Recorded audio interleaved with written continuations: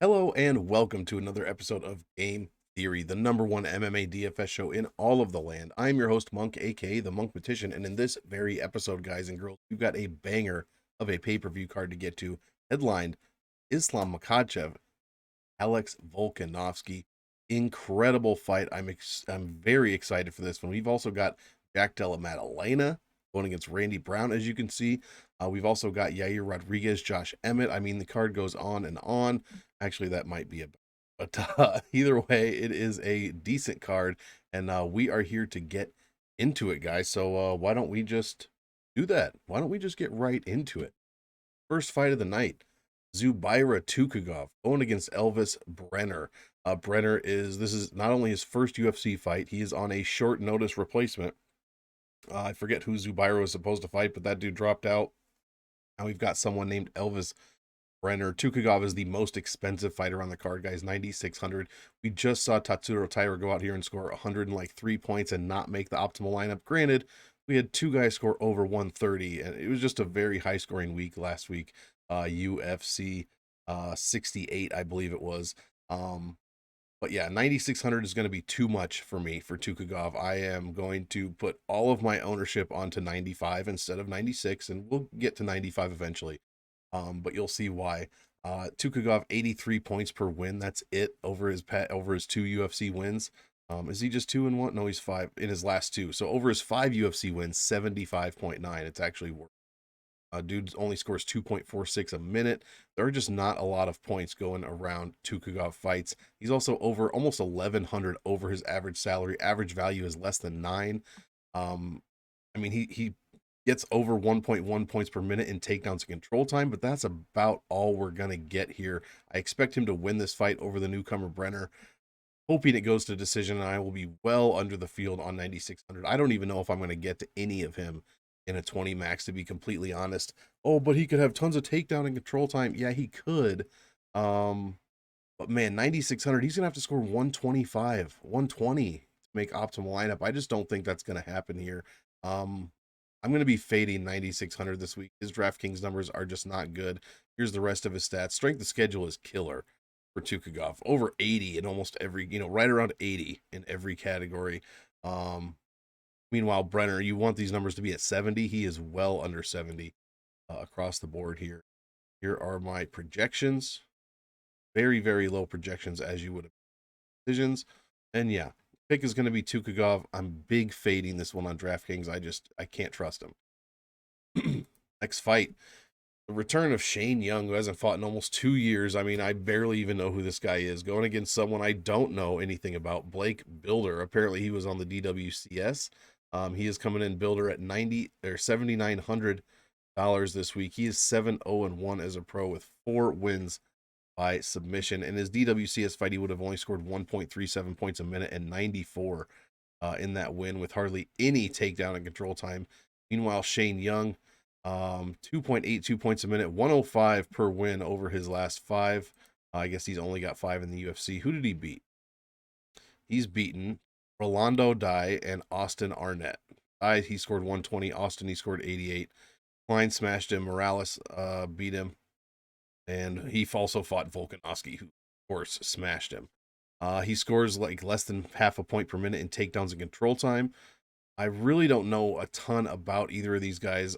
Young is 600 over his average salary. I don't think I'm very interested in this one, to be honest. If anything, I'm going to take a shot on the dog just because I don't think Shane Young is going to. I don't think he's going to score 122 points again like he did against Rolando Dye. I think the 80 some in a win is much closer to his ceiling. And at 8,300, that's just not going to do it for me. So give me some upside on Bilder. I know it's his first UFC fight. No, I hate playing guys that are in their first UFC fight. But against someone like Shane Young, I don't mind it. Both guys have 4 career subs, so this could go to the ground. It could be a battle of submissions. I don't really see that happening, but I'm picking Bilder here to win probably inside the distance, to be honest. That's how we're going to go for this one. Keep this one short just because I don't know a ton about these guys. Of course, please pair this with your fight tape. Do not just do stats and take that into like taking bets or doing DFS. You got to watch a little bit of tape, especially for these low level fights like this. I mean, I barely know who Shane Young is. I don't know anything about Blake Bilder because I don't watch DWCS for the most.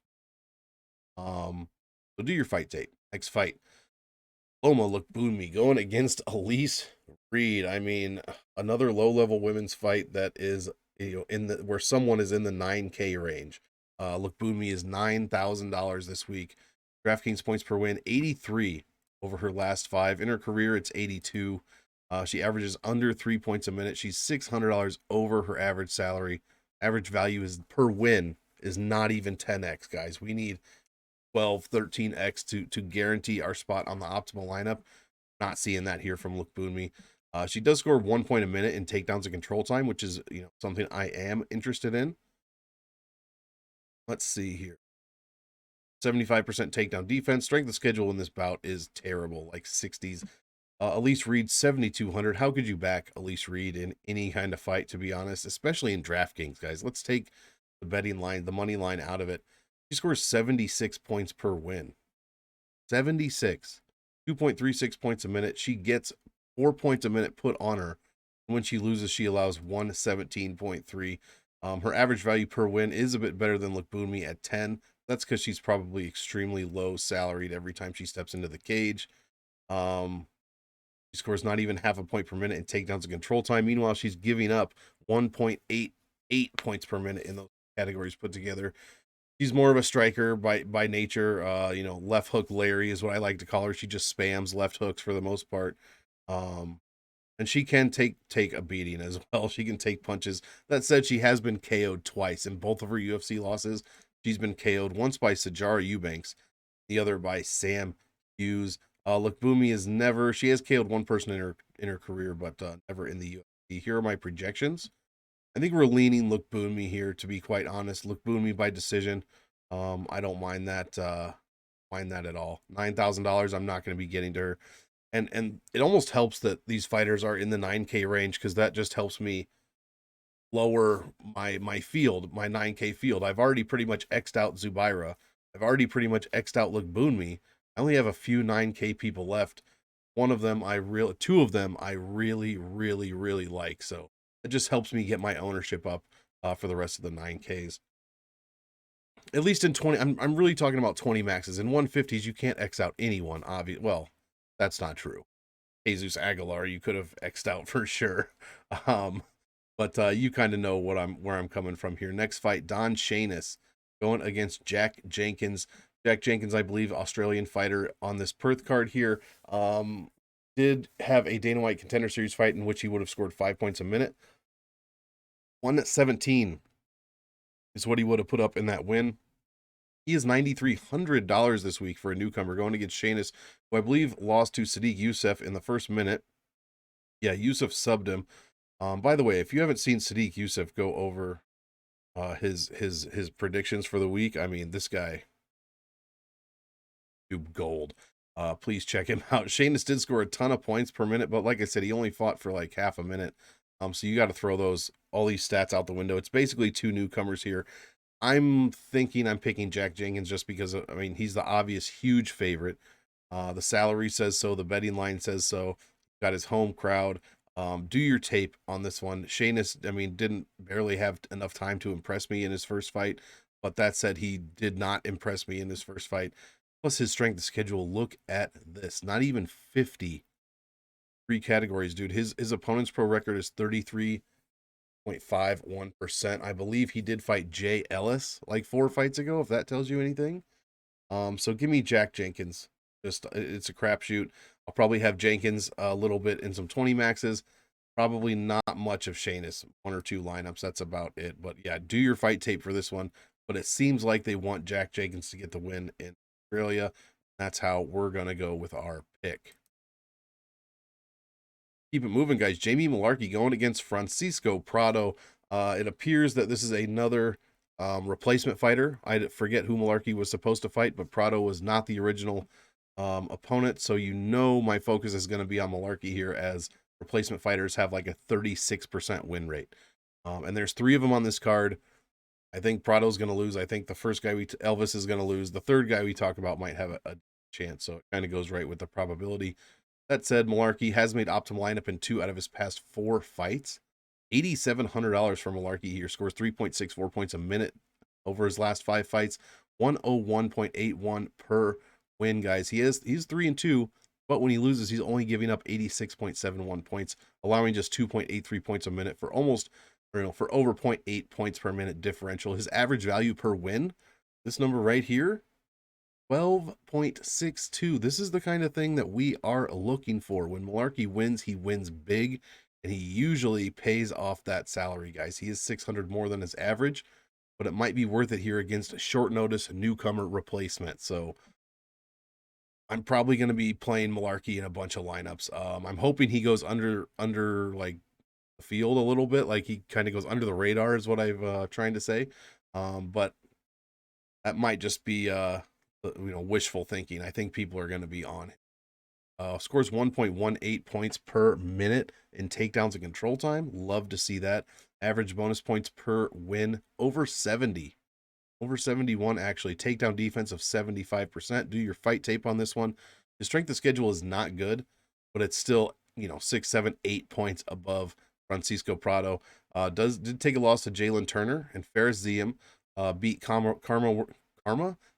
Worthy, Devontae Smith, and Michael Johnson. That Johnson fight was extremely close. Stats say he won it, but just freaking barely. What a close fight that was. Should have a height differential here over Prado. Should have a 3-inch reach over Prado.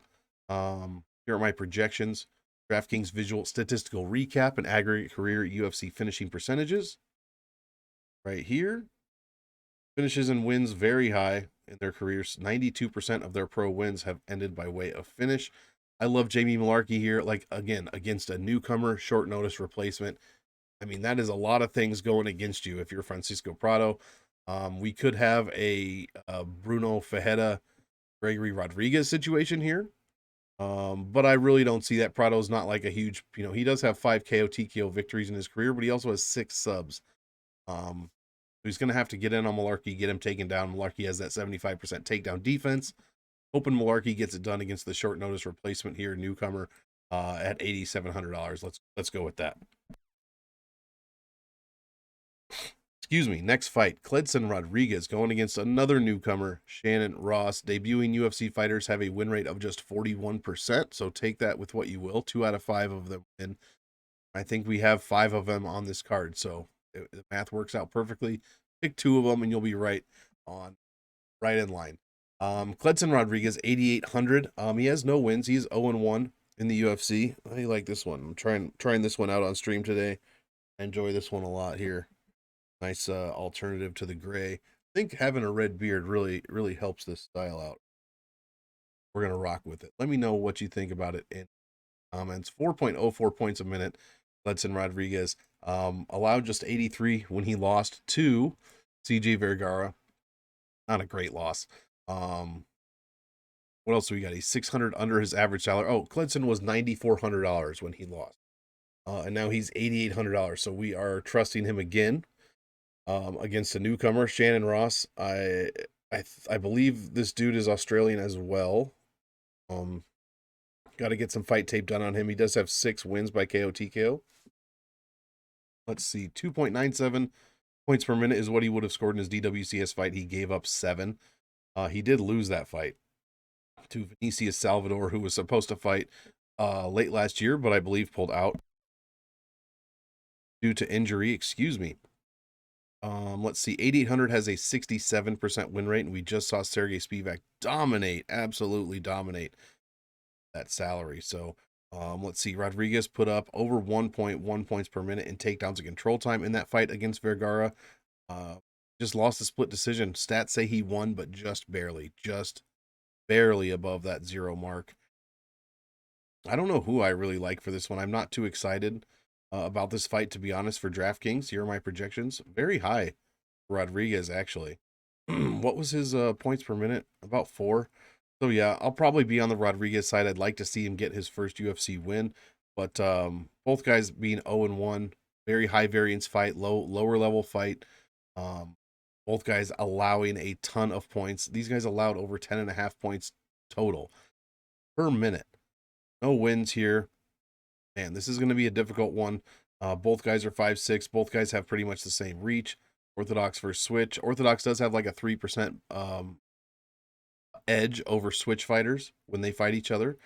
So maybe that's a little something. But I think the debuting fighters at 41% stat is going to help out a lot here. So I'm kind of going to play trends and stats when it comes to this one. I'll probably be picking Rodrigues, but I will have some of Ross also in my DraftKings lineup. Not a ton of this fight, if I have to predict.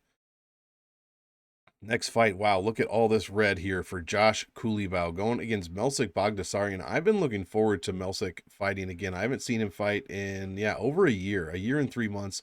Beat Bruno Souza, unanimous decision. Before that, he KO'd Colin England in the second round, his UFC debut.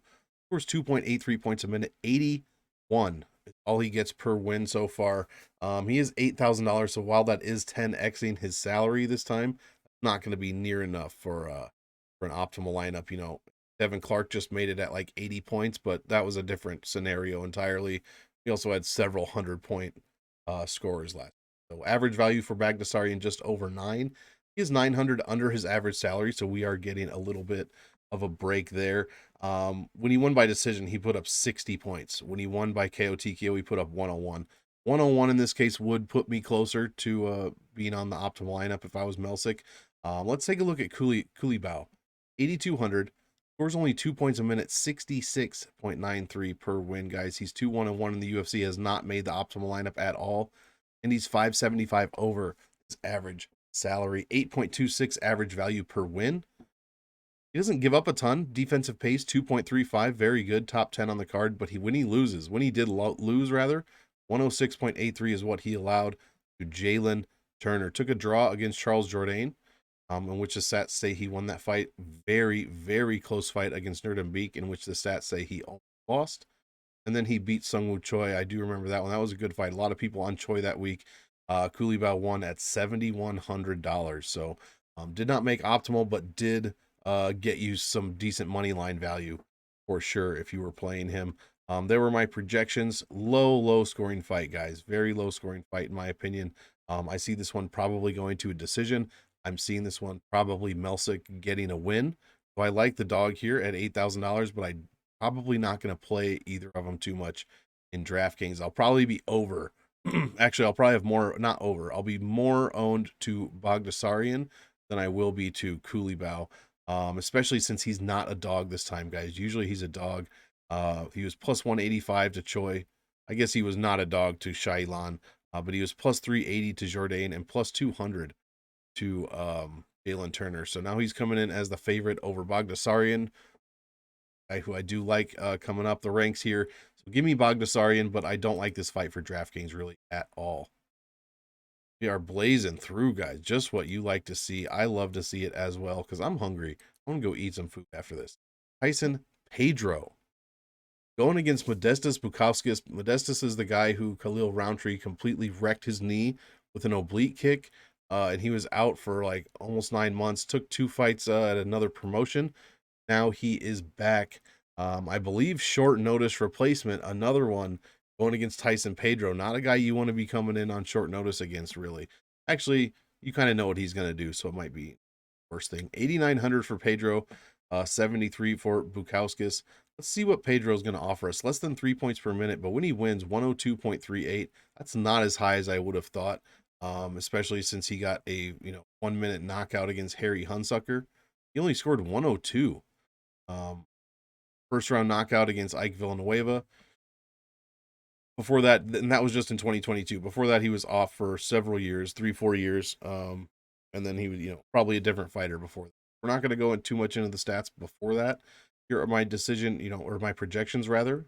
Visual statistical recap. Tons of finished wins, tons of finished losses in their fights. So I think this one's going to go inside the distance.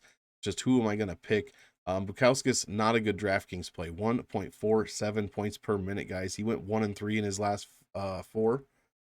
Only scored 1.5 points a minute. 97 per win is all he got in his 1 win against Andreas Michailidis, who is no longer in the UFC. Jimmy Crute, also on this card, is who he took a loss to. Gives up over 3 points a minute, but only 90.5 when he loses. He's 800 under his average salary. So both guys coming in a little bit under their average salary, which we do like to see. There's going to be no takedowns and control time in this fight that I can visualize. None at all. I mean, the strength of schedule is not good for Pedro to fight. I mean, you heard me list off Harry Hunsucker and Ike Villanueva. His opponent win rate is 62. I mean, the strength of victory is 59.5. Meanwhile, Bukauskas closer to 70, in some cases over 70 in a few of these categories. I'm leaning Pedro for the early KO here. This could be a good comeback opportunity for Bukauskas. There's going to be a lot of people on Pedro just because of the two huge. They're going to see him KO'd his last two opponents. One of them basically in the first minute, just outside of the first minute. They're going to see his high salary. They're going to see the minus 5,500 inside the distance line. That is a bit hyperbolic, but you know what I'm saying. And they're going to see, he opened at minus 1,000. He is back to under minus 300 right now. But I'm leaning Pedro, but I will have both guys rostered. I think this one finishes probably in the first round, early second. I think the winner is going to score decently well. If Bukauskas wins, going to be very low owned, and he's probably going to make the optimal lineup with 90 to 100 points. If Pedro wins, he's going to need way more points than that. Probably 115, 120 at 8,900. And that just might be a few too many. So I'm probably going to be pretty close on this fight. Whereas I thought coming in that I would have a ton more Pedro than Bukauskas. But I might be pretty close on this one. This might be the one. The 36% of replacement fighters, this might be the replacement fighter that I'm picking this week. Not Elvis, not the other newcomer I can't remember.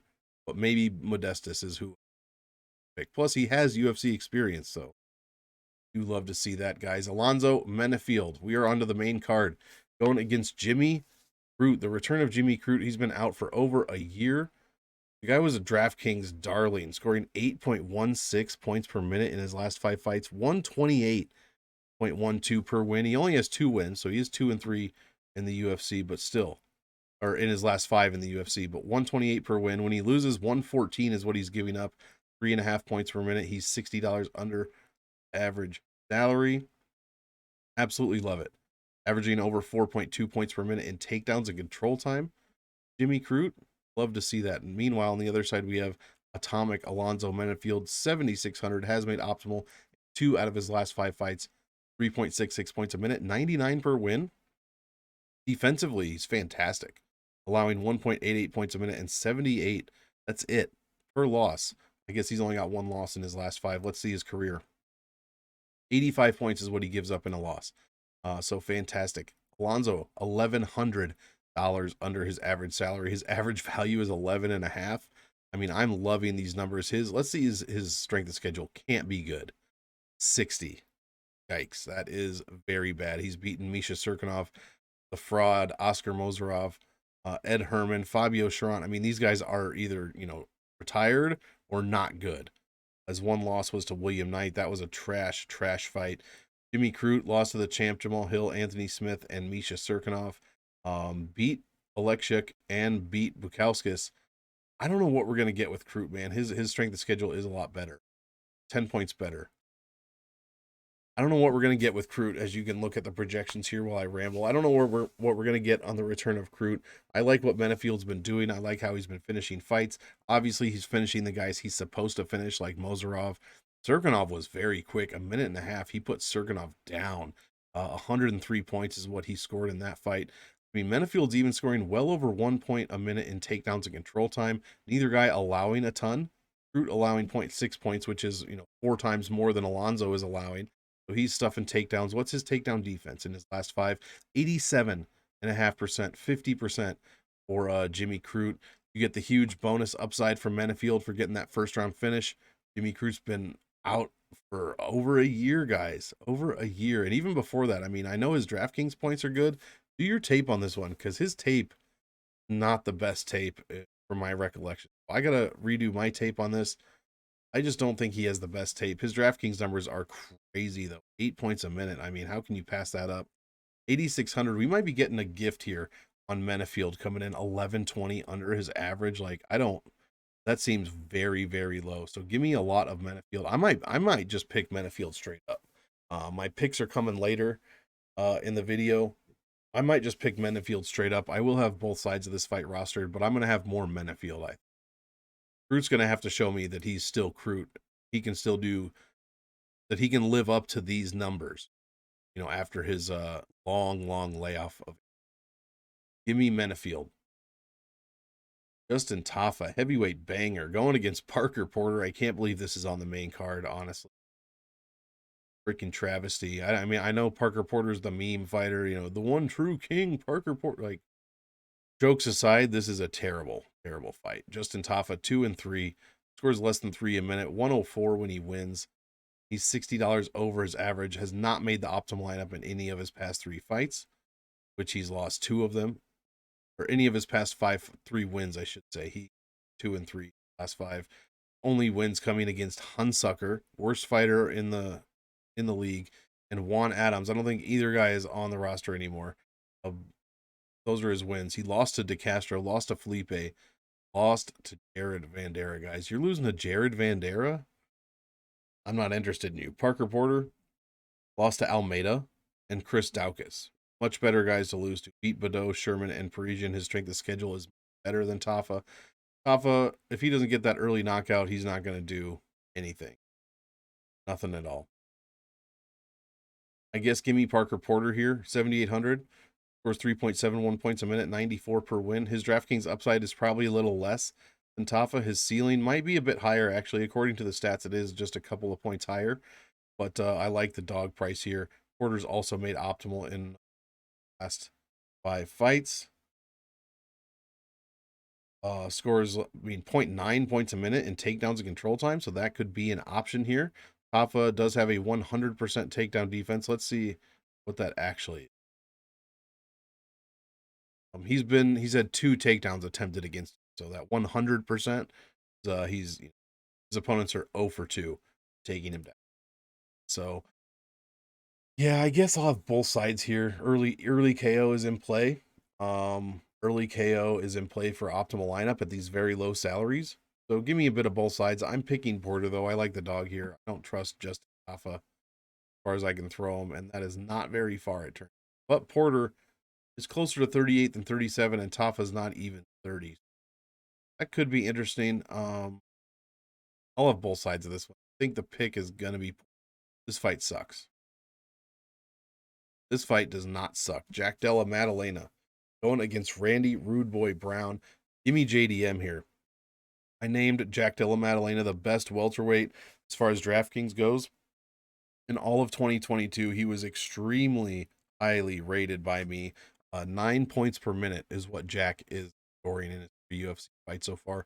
116.78 points per win, average value of 13. He's only $200 more than his average salary. Incredibly high ceiling. Guy's probably one of the best boxers in the UFC. And personally, I don't think Randy Brown stands a chance here. $7,000. I'm going to have 0% Brown and probably 80% Maddalena, if not more than that. Brown scores 3 points a minute, only 81 per win. Not interested from a DK perspective. He's 1,500 under his average. But when he loses, guys, I guess when he lost last 5, he has 1 loss, 119.98. What he gave up to Vicente Luque, who KO'd him. This dude got KO'd by a submission guy. In his career, Brown is allowing 100 points per loss and almost 3 points per minute. So we're right there on those numbers here. Yeah. There's not going to be any takedowns control time in this fight that I see. Strength of schedule is actually Jack Della Maddalena by a few points over Randy Brown. Got wins over Alex Oliveira, Jared Gooden, K.S. Williams, Francisco Trinaldo. Meanwhile, Maddalena with wins over Hot Chocolate, Ramazan Amiv, and Dead Game, Pete Rodrigues. Here are my projections, much higher as you would expect for Jack Della Maddalena. And then the finish rates very high, especially in their losses, which is what we look for, guys. I think this one finishes inside the distance. I think JDM beats Randy Brown in the first round, maybe the early second, because Randy Brown's no joke, and he is 6'3" with a 5-inch reach advantage as well. So Maddalena is going to have to get inside of that. I believe he can do it. I believe he ends up putting Randy down with some sort of step-in hook, maybe. And that's kind of how I see this one going. First round, early second round, I'm picking JDM. I'm picking JDM by a TKO victory. And I think he scores well at 9,200. He has made optimal lineup in 2 out of his past 3 fights. He put up 125 against Hot Chocolate, 117 against Pete Rodrigues, in which he was 9,200. So he has been this salary before. He put up 107 against Ramazan Ameev, first round KO. So give me Maddalena. I mean, he just seems to find that button on everybody's chin, no matter who it is. I don't think Randy Brown is going to be an exception. So give me JDM. I mean, like I said, best welterweight in all of 2022 when it came to DraftKings, and it wasn't even close, guys. He won almost every single category in my video. You want to go find the welterweight video? It's not too hard to find. You'll see what kind of numbers Jack Della Maddalena was putting up. Maybe if I remember, I'll link it down below, but I probably won't remember. If you want to watch that, check it out. The pick is JDM, early KO. Love him for DraftKings. Next fight, the penultimate fight of the evening. Yair Rodrigues, El Pantera going against Josh Emmett. 8,500 for Rodrigues, 77 for Emmett. I don't know what to do about this fight, to be completely honest. 3 points a minute is what Rodrigues scores. 95.5 is what he scores per win in his last 5. He is 820 over his average salary, but here's the number I'm most interested in, guys. He's 3 wins in his last 5. Average value in those 3 wins, 13.5. That is going to get you on optimal lineup every single time. So I do love to see that. When he lost, he gave up 153. Who did he fight? Max Holloway? Yep, Max Holloway. Beat Ortega. I believe that was the fight. Ortega had the shoulder injury, so he got a 90-point bonus there. Beat Stevens in one of his last fights in the UFC, and then beat Korean Zombie for that. Meanwhile, Emmett coming off of Michael Johnson win, Bektic win, Burgos win, Dan Ige, and then most recently Calvin Kattar, a very close fight in which the judges awarded it to Josh Emmett. I don't know about all that. Emmett scoring 2.79 points a minute, 86 per win is all he scores. I can't be on the Emmett side if these are the numbers I'm going to get in his last 5 fights. I can't be on the Emmett side. He's going to have to KO Yair Rodrigues early. Yair Rodrigues has been KO'd once in the UFC, twice in his career, but like my guy Aaron Lewis says, it's been a while since that has happened. So yeah, I'm going to be leaning Rodrigues here. I think this one probably goes to decision. I don't like this fight for DraftKings. I'm deciding that I don't like it for DraftKings. 2 out of Yair's last 3 wins, he has gone over 100 points. He has given up over 110. I guess that's only 1 loss. Meanwhile, Emmett going only 40%. So only 2 fights in his last 5 over 100. Here are the average stats. The stats definitely favor Emmett. I mean, Emmett's got a 63% striking defense to Pantera's 49%. Strength of schedule is very, very close. Virtually identical. I don't know if I showed these numbers yet, but here you are, my projections. Here are my projections and my aggregate finishing percentages. Very low, again, especially in losses. No one's been finished in the UFC. Neither of these guys has ever been finished in the UFC. And they have, let's see, 4 losses between them. They're both 9-2. So what's that? 22 fights between them. 4 losses, never been finished. This one goes to decision. I bet Rodrigues wins, and I bet he scores like 100 points. Is he going to make optimal lineup if he scores 100 points? Don't know. I'll probably have more Rodrigues than Emmett. I don't like Emmett's upside. He has a great salary for salary voodoo, but I do not like Emmett's upside, as it is virtually non-existent as far as DraftKings goes. 86 points per win in his last 5. In his career, it's 89. So we're not, his average value per win in his last 5, 8.87. In his career, 9.6. Those are okay numbers, but nothing that's going to land you on the optimal lineup. So give me Yair by decision. I'll have a bit more of him owned. We did it, guys. Main event of the evening. Hit the like, hit the sub on this channel as well. It helps me out a ton. You guys are killing it lately. We're almost at 420 subs, to be honest. So get it going. We've got Islam Makhachev, 9,500, huge favorite, going against one of the best fighters of all time, in my opinion, Alexander Volkanovski, 6,700. This is an incredible fight. Both guys have made optimal lineup in 3 out of their past few fights. Makhachev is 3 out of 5. Volk has made it in 3 out of his past 3, with wins over Holloway, Chan Sung Jung, the Korean Zombie, and Brian Ortega, in which he scored 135, 133, and 114. This guy's a scoring machine. Let's just get into it for Volk. 3.63 points per minute, amazing. 116 per win, incredible. Averages only 2 points per minute given up. Guys, Volk is $2,040 under average salary. You're never going to see this again. If you're on the Volk side, put him in your lineups. His average value per win, he's most of the time well over $9,000. 14.13. Number one highest on the card. Absolutely, his ceiling is 132. What is there to hate about Volkanovski? The answer is nothing. There's nothing to hate about Volkanovski. I think this guy's one of the best fighters of all time. I love watching him fight. I mean, I think he's a good dude to watch outside of the cage. There's nothing I don't like about Alexander Volkanovski. Excuse the double negative. That's how excited I am. Meanwhile, another guy that gets me going in the fight way, guys. In the fight way, Islam Makhachev, $9,500 this week. What do we get? 4.85 points a minute, 109 per win. He allows less than 1 point a minute in his last 5. 0.95. In his career, it's 1.16. He's 240 over his average, so that's it. Just 240 over. 1177 average value per win. Fantastic. The $9,500 salary has a win rate of 91.67%. and has an optimal rate of 47.22%. The highest overall, 47.22%. I know it says 2 right here. Don't pay attention to that in this case.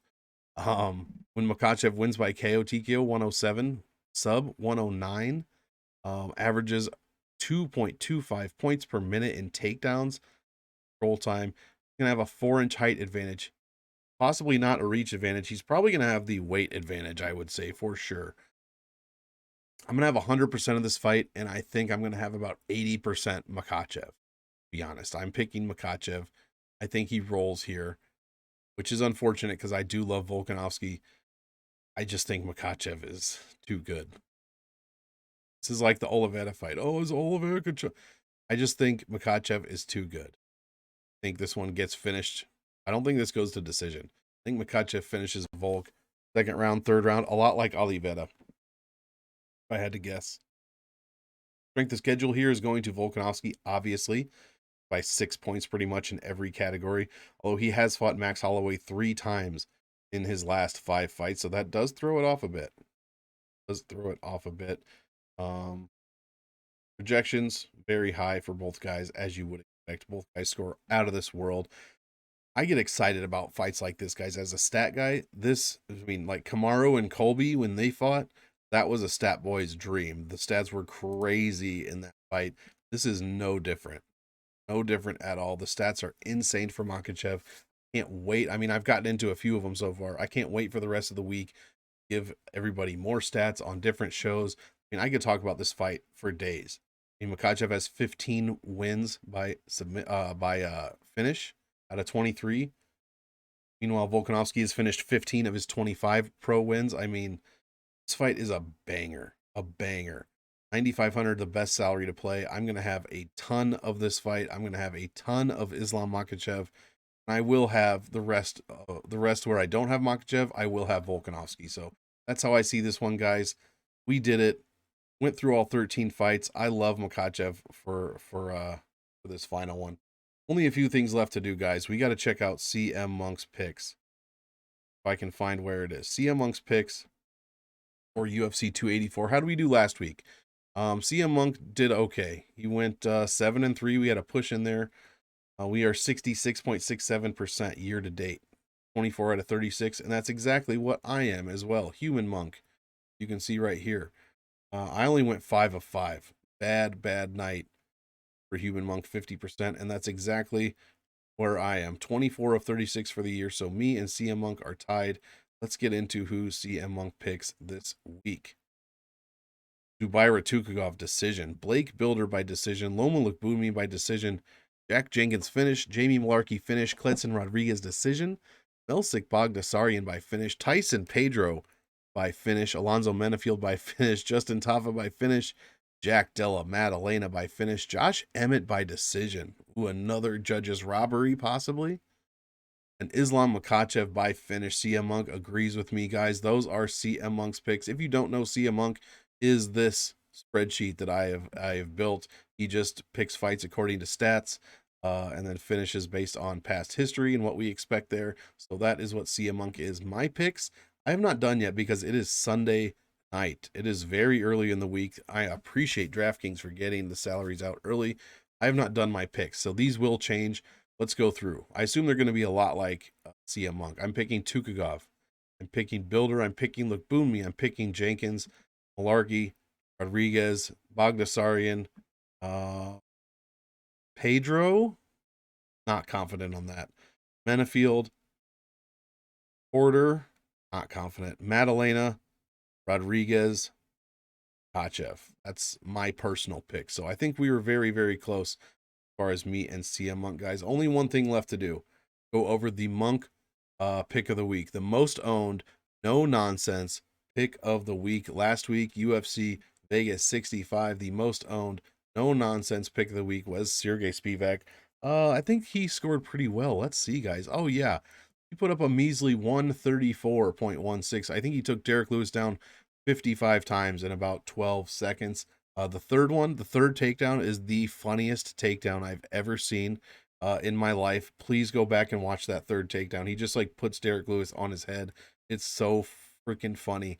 But either way, Sergey Spivak at 8,800 was my most owned, no nonsense pick of the week. And boy, did he pay it off. 15.25 value on the Sergey pick. Good on you, Polar Bear. Good win. This week, the most owned no nonsense pick of the week for me, I didn't change the price. God damn it. This is supposed to say 9,200. Do not pay attention to the man behind the curtain. 9,200 for Jack Della Maddalena, guys. I don't think there's a world in which Randy Brown finishes Maddalena. Okay, there is. I just don't think it's this one. I think Maddalena gets it done early. I mean, he's made the optimal lineup in 2 out of his past 3 fights. He was the best welterweight on earth as far as DraftKings goes last year for me personally, and we are going to keep it moving. I probably like Islam more, but I think Jack Della Maddalena has a higher ceiling. So give me Jack Della Maddalena, $9,200, most owned, no nonsense pick of the week, the Monk pick of the week, and that is gonna do it, guys. Oh, of course I had to mess up something. My MO. So yeah, love the $9,200 play on JDM. Love the $9,500 play on the guy behind me right here. And I don't mind play on Volkanovski. Like I said, 100% of that fight is probably what I'm going to have. That's going to do it, guys. UFC 284 game theory is in the books. Please hit the like, hit the sub, share it with a friend that plays in different contests as you. And as usual, guys, I want all of you to enjoy the fight. So enjoy. We will see you in the next one.